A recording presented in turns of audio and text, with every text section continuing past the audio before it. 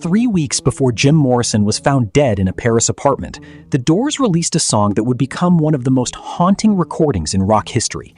The song was Riders on the Storm. Looking back, it's hard not to hear it as something more than just another Doors track. It sounds eerie, reflective, and strangely final.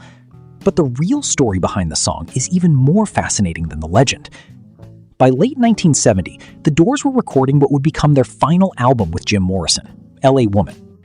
Instead of working in a major Hollywood studio, the band transformed their rehearsal space on Santa Monica Boulevard into a makeshift recording room. They called it the Doors Workshop. The setup was unconventional, but it helped create the loose atmosphere that defined the album. Riders on the Storm actually began as an improvisation. During a studio session, the band started playing around with the old country standard, Ghost Riders in the Sky. As the jam evolved, something darker began to emerge. The country western energy slowly transformed into a hypnotic blend of blues, jazz, and atmospheric rock. To reinforce that mood, engineer Bruce Botnick incorporated recordings of rain and thunder into the mix. Hey, that's a good idea, thunder.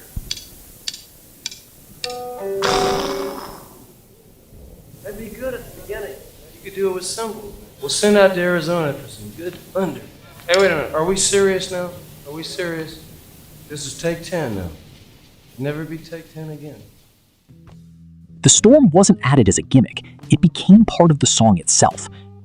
Listen closely to Ray Manzarek's keyboard work, and you'll hear notes that seem to fall like raindrops through the arrangement.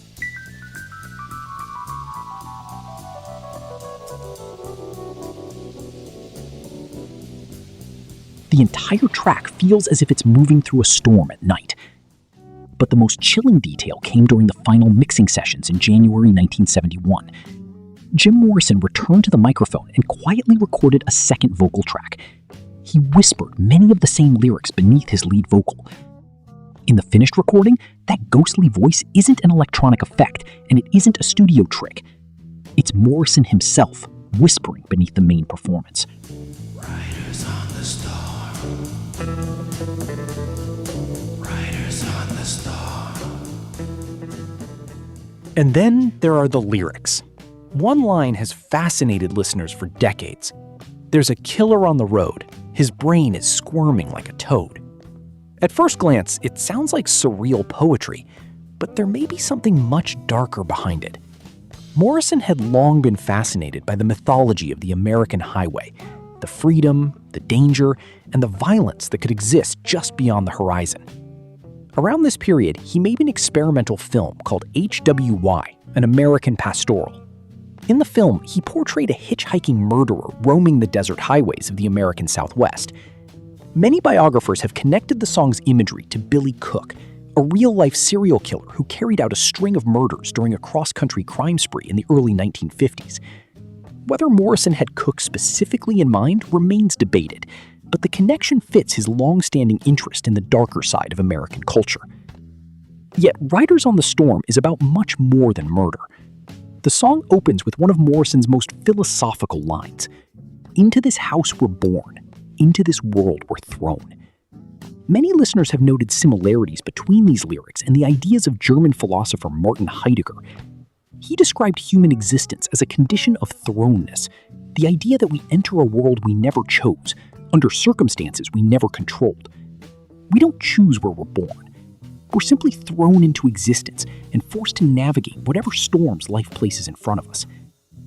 Whether Morrison intended a direct reference or not, the idea fits perfectly with the song's imagery. The storm becomes a metaphor for life itself, unpredictable, dangerous, and impossible to fully control. But what makes Riders on the Storm endure isn't the darkness, it's the contrast. Just when the song seems consumed by rain, violence, and uncertainty, Morrison introduces a completely different message.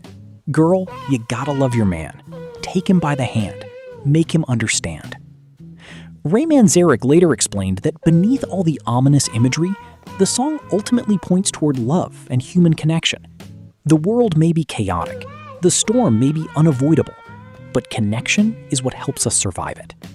That's why the song remains so powerful more than 50 years later. It's part murder ballad, part philosophical meditation, and part spiritual reflection, all wrapped inside one of the most atmospheric recordings ever made.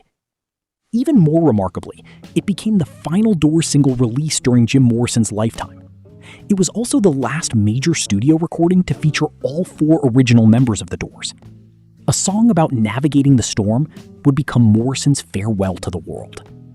And that's what makes Riders on the Storm feel less like a song and more like an echo, disappearing into the rain.